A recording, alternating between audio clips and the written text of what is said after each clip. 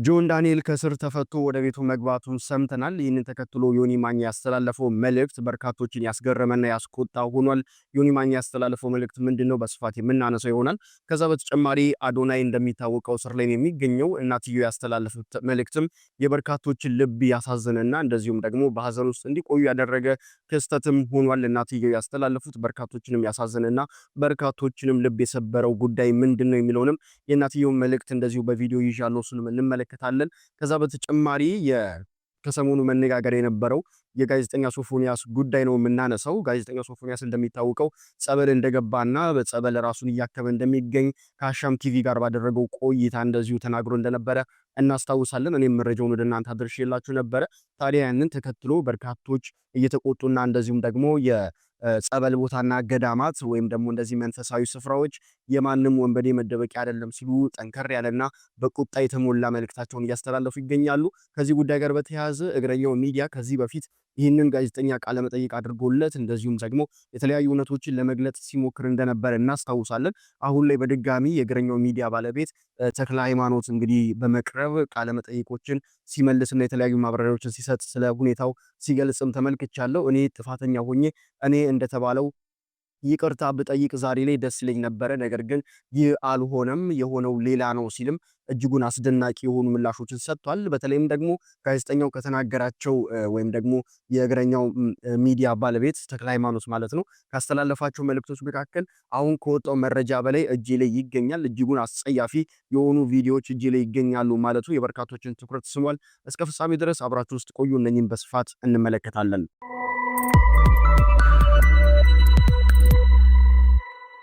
ኖር ኢትዮጵያውያን በዓለም ዙሪያ የምትገኙ እንደምን ቆያችሁኝ? ዛሬም እንግዲህ ወቅታዊ አነጋጋሪ የሆኑ ቪዲዮዎችና መረጃዎችን ልናወራበት ሐሳቦችን ልንለዋወጥበት ይዤላችሁ መጥቻለሁ። እንግዲህ የእናንተን ሐሳብና አስተያየት ምክርና ተግሳጽ ይፈልጋሉ። እንደዚሁም ደግሞ እነኚህ ቪዲዮዎችን ተመልክታችሁ እናንተ ምክርና ተግሳጻችሁን ማስቀመጥ ይገባችኋል ብዬ ያሰብኳቸውን ቪዲዮዎች ወደ እናንተ ይዤላችሁ መጥቻለሁ። እኔም እንግዲህ ቪዲዮዎቹን የተመለከትኩኝ ሐሳብና አስተያየትን በቀጥታ ወደ እናንተ አደርሳለሁ። እናንተም እንደነገርኳችሁ ሐሳብና አስተያየቶቻችሁን ምክርና ተግሳጻችሁን በኮሜንት ላይ አስቀምጡልኝ። ነገር ግን በቅድሚያ ለዚህ ቻናል አዲስ ከሆናችሁ ይህንን ቪዲዮ ዛሬ ገና እየተመለከታችሁ ካላችሁ እንደሚታወቀው እንግዲህ ቻናላችን ገና እያደገ ያለ በመሆኑ ሰብስክራይብ በማድረግ አበረታቱን። እንደዚሁም ደግሞ ላይክ እና ሼር እያደረጋችሁ በርካቶች ጋር እንዲዳረስልኝ አድርጉልኝ። ይሄ በቅድሚያ የምነግራችሁና የምጠይቃችሁ በታላቅ ትህትና የምጠይቃችሁ ጉዳይ ነው ማለት ነው። ስለዚህ ሁላችሁም ላይክ እና ሼር እያደረጋችሁ ሰብስክራይብ ያደረጋችሁ ቤተሰብ ይሆናችሁ አጋርነታችሁን አሳዩኝ። ኮሜንት ላይ ደግሞ ቪዲዮዎችን የተመለከታችሁ ሐሳብና አስተያየቶቻችሁን አስቀምጡ። ወደ ቪዲዮዎቻችን እንገባለን። በቅድሚያ የምንመለከተው ታዲያ ከሰሞኑ ጉዳይ ጋር መነጋገሪያ የሆነው ይህንን ጉዳይ ነው። እስኪ ቪዲዮን እንመልከት። ቲክቶከሩ ጆን ዳንኤል በመጨረሻም ዛሬ ከእስር ተለቀቀ። የአዶናይ እናት ልጄ ምንም ጥፋት አላጠፋም እባካችሁ ልቀቁልኝ ሲሉም ተማጸኑ። ዝርዝሩን በአጭሩ አቀርብላችኋለሁ። ከኢትዮጵያ አየር መንገድ ጋር በተያያዘ ከሌሎች ቲክቶከሮች ጋር ተከስቶ የነበረው ጆን ዳንኤል 1 ዓመት ከ4 ወር እንደተፈረደበት ባለፈው ሳምንት መዘገባቸው ይታወቃል። ሌሎቹ ቲክቶከሮች ባለፈው ሳምንት ሲፈቱ እሱ ግን በእስር ቆይቷል። ይህም የሆነበት ምክንያት የአመክሮ ጊዜውን የተፈረደበት ጊዜውን ስላልጨረሰ እንደሆነ ገልጸን ነበረ። በዚህ መሰረት የጆን ዳንኤል መፈቻ ጊዜ በሚቀጥለው ሳምንት የነበረ ቢሆንም ተከሳሹ ባቀረበው የአመክሮ አቤቱታም በትናንትናው ዕለት ፍርድ ቤት እንዲፈታ ማዘዣ ሰጥቶ ነበረ። በዚህ መሰረት ዛሬም ከእስር ቤት መውጣቱን ሰምተናል። በሌላ በኩል የአዶናይ እናት ልጄ ምንም አላጠፋም እባካችሁ ልቀቁ ሲሉም መንግስትን ተማጽነዋል። የእናቱን የወይዘሮ አበባ ገብሩ መልእክት እንደሚከተለው አቀርብላችኋለሁ። ልጄ አዶናይ ብርሃነ ከካናዳ ወደ ኢትዮጵያ የመጣው የስደትን አስቀያሚነት ተረድቶና በሀገሬ ላይ እኖራለሁ በቻልኩትም ለእናት ሀገሬ መልካም ነገርን አበረክታለሁ ብሎ ነው። ህልማቸውን በውጭ ሀገር ላይ ያደረጉ እልፍ ወጣቶችን ግንዛቤ የሰጠ ዲቻ ቮይስን በማገዝ ለባቡል ኃይል 8 ሚሊዮን በማስተባበር ለአቶ ሰሌም በልካቸው ማክበር ለሌሎችም እንዳግሞ በመርዳት እየተሳተፈ ያለ ልጅ ነው። ልጄ ስለሆነ ብቻ ሳይሆን የእውነት ከክፋትና ከእኩይ ተግባር የራቀ መሆኑን እንኳን እኔ የቀረበው ሁሉ ያውቃል። ምናልባት ንግግሩም በስተት ቢተረጎምበት ወይም በወጣት ችኩል አንደበት ሳያውቀው በቃላት ስተት አጠፋ ቢባል እንኳን የሚመክሩት የሚዘክሩት እንጂ ጨክ ነው የሚያስሩት ልጅ አይደለም። እኔም አገራለኝ ብሎ የመጣው ልጄ ልቡ እንዳያዝንና በሀገሩ ላይ ያለው እምነት እንዳይጎደል መንግስት ጉዳዩን በቶሎ አጣርቶ ይፈታልኝ ዘንድ በአክብሮት ጠይቃለሁ። እባካችሁ መልእክቴን አድርሱልኝ ብለዋል። አሁን እንግዲህ እንደተመለከታችሁት ጆን ዳንኤል ከስር እንደተፈታና ወደ ቤቱም እንደገባ ተመልክተናል። ያው እንደሰማችሁት እንግዲህ ከስር የሚፈታ ወይም ደግሞ ወደ ቤቱ የሚመለስበት ጊዜ ከስር ከተለቀቀ ወይም ደግሞ ፍርድ ከተሰጠ በኋላ ከስር እንዲለቀቅ ፍርድ ከተሰጠው በኋላ ከ15 ቀናት በኋላ ቢሆንም ግን አንድ ሳምንት ባልሞላ ጊዜ ውስጥ ወደ ቤቱ እንዲገባ ተደርጓል። የሚሆነበት ምክንያት እንግዲህ በጠየቀው በአመክንዮ ወይም ደግሞ በጠየቀው በጊዜ እንዲለቀቅ ባሳየው ባህሪና እንደዚሁም ደግሞ ባቀረበው ጥያቄ መሰረት እንደሆነም እንደዚሁ ለመስማት ችለናል ማለት ነው። ሁሉም ሰው እንግዲህ አሁን ላይ ደስታውን ወደ ቤቱ በመግባቱ ደስታውን እየገለጸ ይገኛል። ወዳጆቹ፣ የቅርብ ቤተሰቦቹ እንደዚሁ ደስታቸውን እያጋሩ ይገኛሉ። ታዲያ ከዚህ ጋር ተያይዞ ወደ ቤቱ መግባቱን ተከትሎ መልእክታቸውንና እንደዚሁም ደግሞ ደስታቸውን እየገለጹለት ከሚገኙ ሰዎች መካከል ዮኒ ማኛ መሆኑ በበርካቶች ዘንድ ትኩረት እንዲሰጠውና በተለይም ደግሞ በርካቶችን እንዲያስገርምም አድርጓል። ምክንያቱም እንደምናስታውሰው ጆን ዳንኤል ሲታሰር አንደኛ ለእስሩ ምክንያት ከሆኑ ሰዎች መካከል አንደኛው ዮኒ ማኛ እንደነበረ እናስታውሳለን። በብዙ ሲጎተጉተውና ያንን ትክክለኛ ያልሆነ ስራ በአየር መንገድ ውስጥ ያልተገባውን ስራ ልክ እንደዚያው ለእስር የዳረገውን ስራ እንዲፈጽም በልበል ሲለው የነበረው ግለሰብ አሁን ላይ መልሶ እንግዲህ በእንደዚህ አይነት መልኩ መምጣቱ በርካቶችን ያስቆጣ ጉዳይ ነው። ጆን ዳንኤልም እንግዲህ በእስር ላይ በነበረበት ሰዓት እንደምናስታውሰው ቪዲዮዎችም እንደሚነግሩን ማን እንደዚህ አርግ አለ እያለ እንግዲህ መጀመሪያ አበረታቶት የነበረውን ጉዳይ በመካድ ጥፋተኛ ነው ብሎ እንደገና ሲኮንነው እንደነበረ እናስታውሳለን። አሁን ደግሞ መልሶ ይቅርታ መጠየቁ የሰውየውን ግራ ማጋባት በበርካቶች ዘንድ እንግዲህ የተገለጸና በርካቶችን ከዚህ ጉዳይ ጋር በተያያዘ አስቴቶቻቸውን እየገለጹ እንደዚሁም ግርምቶቻቸውን እንግዲህ እየገለጹ ይገኛሉ። እስኪ ከነኚህ ሰዎች መካከል ማህበራዊ ሚዲያ ላይ በብዛት ሲዘዋወሩ ካገኘኋቸው ቪዲዮዎች መካከል አንደኛው ዮኒ ማኛን በግርምት የታዘቡት ግለሰቦች መካከል አንደኛው ቪዲዮ ይሄንን ይመስላል። እስኪ ቪዲዮን እንመልከት። ኧረ ዮኒ ማኛ፣ ኧረ ዮኒ ማኛ፣ ኧረ ሼም እወቅ። እንኳን አበቃ እግዚአብሔር፣ እንኳን ለቤት አበቃ እግዚአብሔር፣ እንኳን ለቤት አበቃ ጆን ዳንኤል። ደስ ብሎ አንተም ሳትሆን ሌሎችም አብራችሁ። ትናንትና እንግዲህ እባክህን ዮኒ ማኛ እዚህ ወጥተህ ጆን ዳንኤል ምናምን አትበልብን ብዬ ቪዲዮ ሰርቼ ነበረ። ዘሞስት ጥቅም የሌለው እስካሁን ከሰራሁት ቪዲዮዎች። እንደምታውቁት ዮኒ ማኛ ጭራሽ ሌሊቱን ሙሉ ላይቭ ገብቶ ስለ ጆን ዳንኤል ነበር ሲያወራ የነበረው። እንኳን ደስ ያለ፣ እንኳን ተፈታ። እንዴት ነው አንድን ሰው ለእስር ቤት ከ1 ዓመት በላይ እንዲማቀቅ እንዲሰቃይ አድርጋችሁ ከእስር ቤት ሲወጣ ጠብቃችሁ እንኳን ደስ ያለ? ትንሽ እንኳን አይሰቀጥጥህም? ደግሞ እኮ የሚያሳዝነው ልጁን እስር ቤት ከከተተው በኋላ እንዴት ህግ አያውቅም እንዴት አንወርድም ይላል ምናምን እያለ ሲያላግጥበት ነበር። በጣም ነው የሚያሳፍረው የሰውዬ። ውድ የዩቲዩብ ቻናል ቤተሰቦች እንደሚታወቀው እንግዲህ በርካታ ቲክቶከር በእስር ላይ ነው የሚገኙት። ያም የሆነበት ምክንያት እንግዲህ የኢትዮጵያን ወግና ልማድ ባህል ባልጠበቀ አለባበስና ባልጠበቀ ሁኔታ ተገኝታቸዋል በሚል እንግዲህ የኢትዮጵያ ፌዴራል ፖሊስ ምርመራ እያደረገባቸው እንደሚገኝ የተለያዩ መረጃዎች ሲወጡ እኔም ወደ እናንተ ሳደርስ ቆይቻለሁ።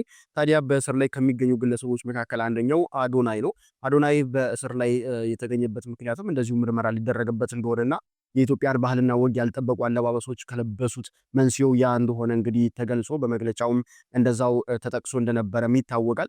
ታዲያ አሁን ላይ እናትየው ያስተላለፉት መልእክት በርካቶችን ያስገረመ እንደዚሁም ደግሞ ያ በጣም ልብ ይነካ ልንለው እንችላለን። በጣም በተማጽኖ በተሞላ መንገድ ነው እንግዲህ መንግስትን ይቅርታ በመጠየቅ እንደዚሁም ደግሞ ልጃቸውም የምንም አይነት ያጠፋው ጥፋት እንደሌለ የሚገልጽ መልእክት የላኩት። ታዲያ ይህ መልእክት በርካቶችን ያሳዘነና እንዲያጋሩትም የሆነ ጉዳይ ሆኖ ተመልክቼዋለሁ።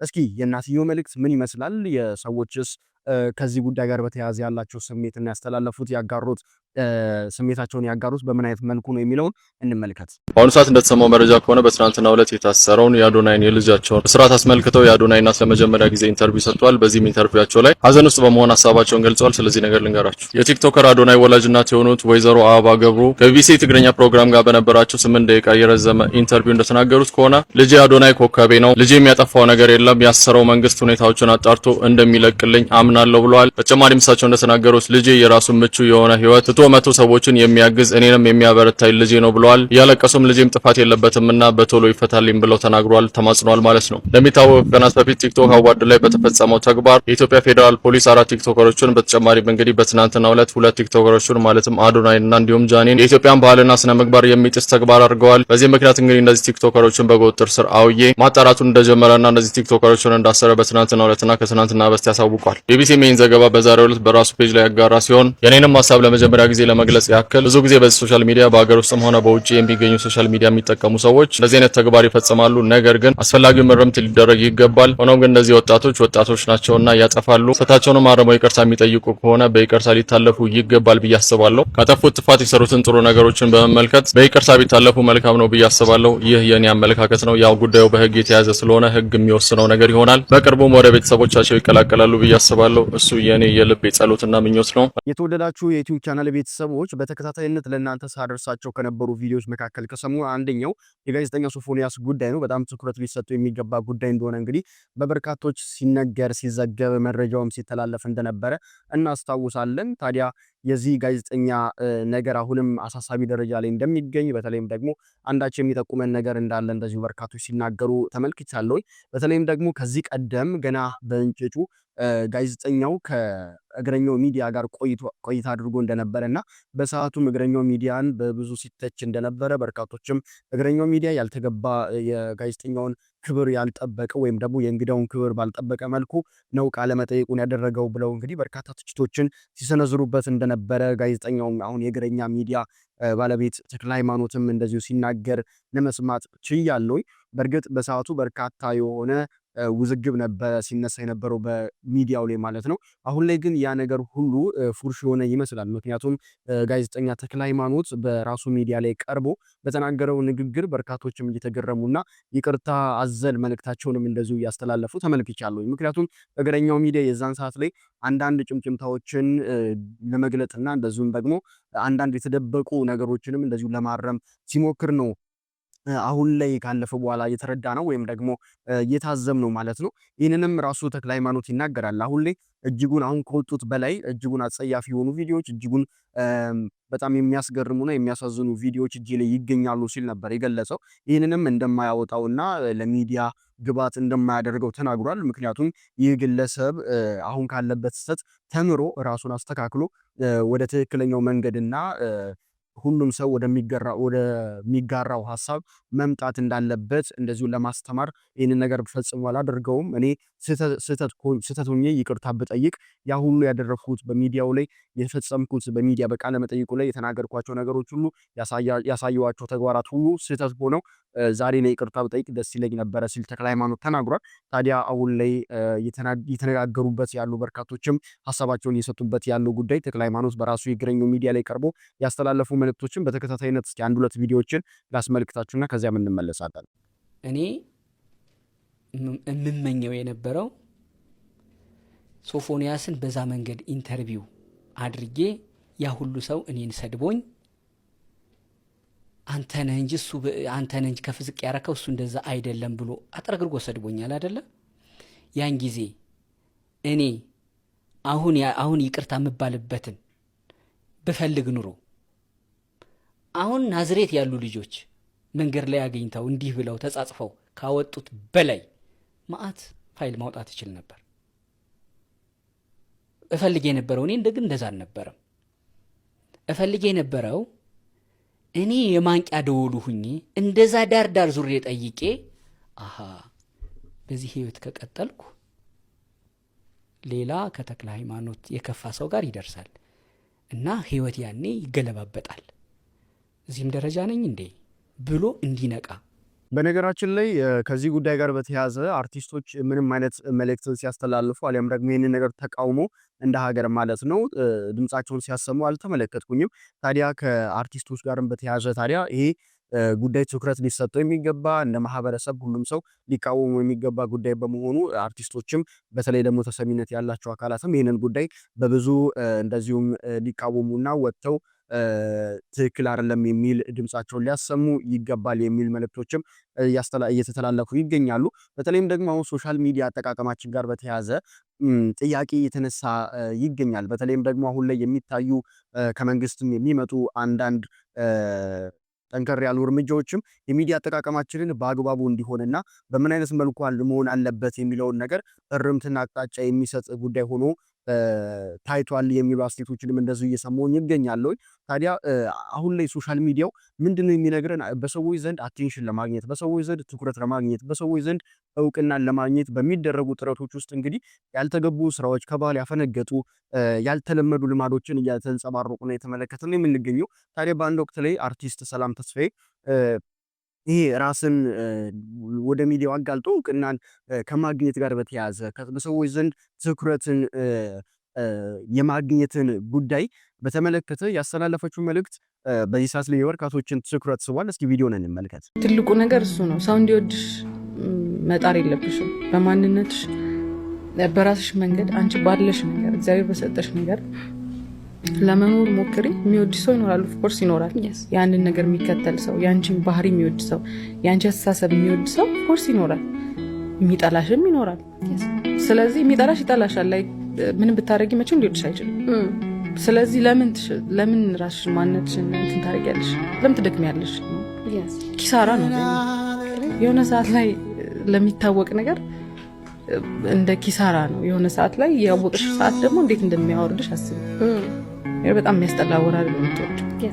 ስለዚህ በማንነትሽ እየሄድሽ የሚጠላሽም የሚወድሽም ሰው ቢኖር ይሻላል። አይ ቲንክ ያ ነው ማስበው የሚሄድበት መንገድ ይሄ ነው። እንግዲህ ሰላም ተስፋዬ ብቻ አይደለችም። ሌላም ቲክቶከሮች እንደዚሁም ደግሞ በተለይም ደግሞ ይሄ የሶሻል ሚዲያ ተጽዕኖ ፈጣሪ ማህበር ከተቋቋመ በኋላ እንግዲህ ከዚህ የዛ መስራችና አባል የሆኑ ግለሰቦችም በእንደዚህ አይነት መልኩ የተገለጡ መልእክታቸውን እያስተላለፉ ይገኛሉ። ታዲያ ከዚህ ማህበር መስራቾች መካከል አንደኛው በእንደዚህ አይነት መልኩ ስለ ሁኔታው ስለ ወቅታዊ ጉዳይ በተለይም ደግሞ ሶሻል ሚዲያን እንዴት ነው መጠቀም ያለብን ከሚሉ ጉዳዮች ጋር በተያያዘ በእንደዚህ አይነት መልኩ መልእክቱንም አስተላልፎ ለመመልከት ይችላል። እንግዲህ ሰሞኑን እንደተከታተላችሁት ብዙ ቲክቶከሮች እየታሰሩ ይገኛሉ። ያን አስመልክቶ ሁለት ሀሳቦችን ለመስጠት ወደድኩ። አንደኛው የታሰሩትን ቀላሉን እንዲያደርግላቸው ቶሎ ጉዳያቸው አልቆ የሚፈቱበት እድል ቢፈጠር ደስ ይለኛል እንደ ሰውኛ። ሁለተኛው ደግሞ ከነሱ ተምረን ስህተቶቻችንን አስተካክለን ሶሻል ሚዲያውን ሰላማዊ አየር ብቻ የሚተነፈስበት ቦታ ብናደርገው ምኞቴ ነው። በተለይ ላይቭ ላይ የምናያቸው አንዳንድ ወጣ ያሉ ነገሮች አሉ።